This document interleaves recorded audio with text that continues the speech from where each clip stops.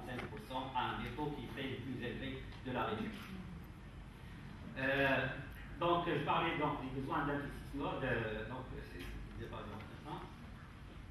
La même chose, il y a aussi un allègement du déficit budgétaire, donc que nous estimons cette année à 4,4% du PIB, donc au lieu de 5,1%.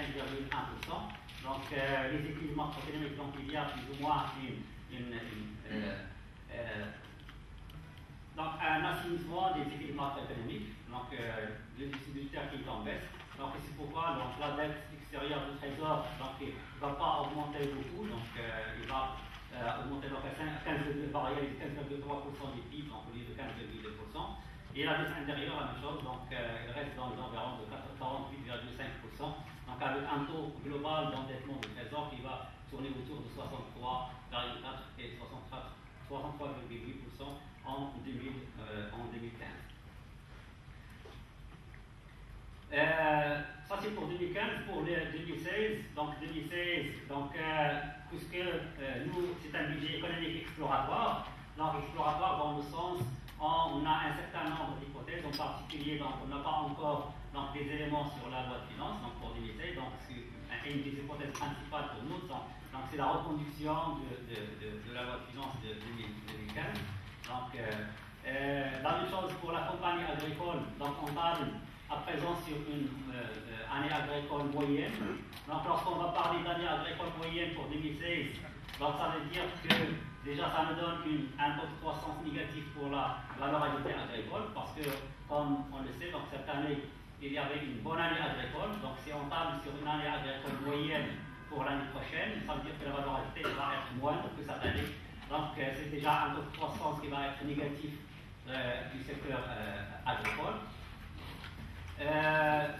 L'évolution aussi de l'environnement international, donc on parle sur la base des prévisions des organismes internationaux que le prix du baril du pétrole, donc il va être dans les environs de $65 l'année prochaine, au lieu d'une moyenne de 58 cette année. Et une demande mondiale adressée au Maroc qui va croître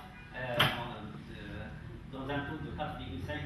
Donc ce sont les principaux hypothèses pour l'année 2016. Donc sur la base de ces hypothèses, donc nos prévisions pour 2016, donc il va être une croissance de 2,6%.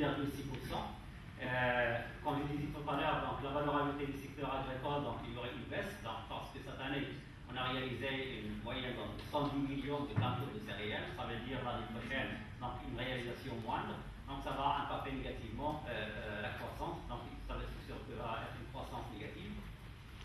Pour le non agricole, donc on parle sur une croissance de 3,1% au lieu de 2,5%. Donc le secondaire, donc il va augmenter de 2,3% au lieu de 1,9%, et les activités tertiaires de 3,4%. Donc c'est un petit peu l'augmentation des différents secteurs qui vont contribuer à cette croissance économique. Et donc c'est les non agricoles plus ou moins, donc les croissances positives qui vont tirer plus ou moins la croissance économique de 2016. La contribution, donc le secteur tertiaire, donc c'est lui qui va contribuer beaucoup plus à la croissance économique en 2016, suivi du secteur secondaire, alors que le secteur primaire, sa contribution il va être négative du fait qu'il va réaliser donc une croissance négative, donc il va tirer en quelque sorte la croissance économique vers le bas en 2016. Pour ce qui est de la demande, du côté de la demande, donc il y a toujours ce ralentissement de la demande intérieure, donc qui va réaliser une croissance de 2,3% au lieu de 2,8%, même s'il continue à contribuer plus à la croissance économique, donc à 3,1 points. La consommation finale, donc il serait de 2,8%, sa croissance, et sa contribution elle va être 2,3%. Donc la consommation finale, ça va être toujours la composante principale de la demande qui contribue à la croissance économique. Et une croissance de l'investissement de 2,8%, et sa contribution elle va être de 0,8%. La demande extérieure, donc il va être une contribution négative parce qu'on prévoit qu'il y aurait une croissance plus élevée des importations par rapport aux exportations l'année prochaine. Donc c'est pourquoi il y aurait une contribution négative de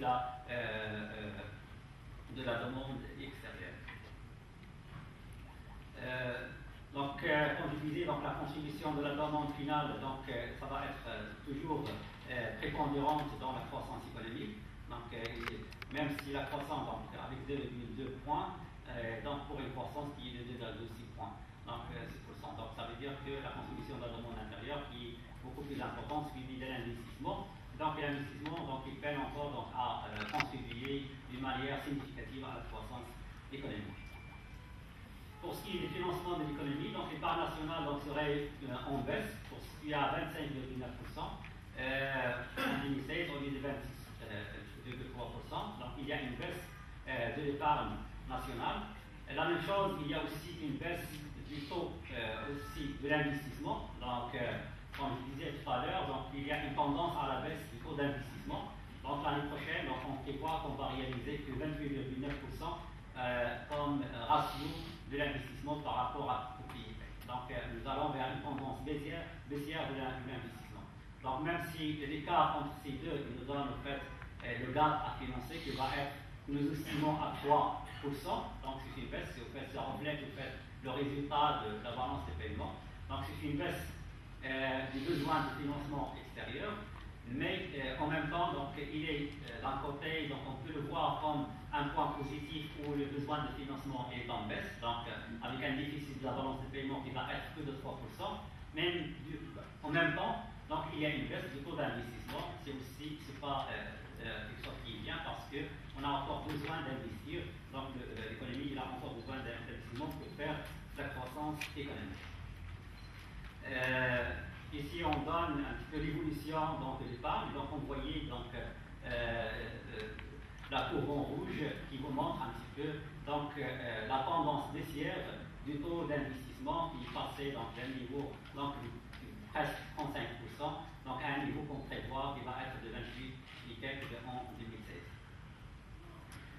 Le taux d'endettement de trésor, donc on l'estime à 64,9% et le taux d'endettement global, donc il va passer à un taux de 81,2%. Les réserves aussi, donc il y a une augmentation des réserves internationales, donc ils vont constituer presque 0,1%. Donc c'est un côté aussi positif pour l'économie, donc avec une accumulation des taux de réserve à hauteur du crédit. Donc, comme je disais tout à l'heure, il y a toujours donc, une évolution du crédit qui est encore très faible, donc une évolution de 3,4%.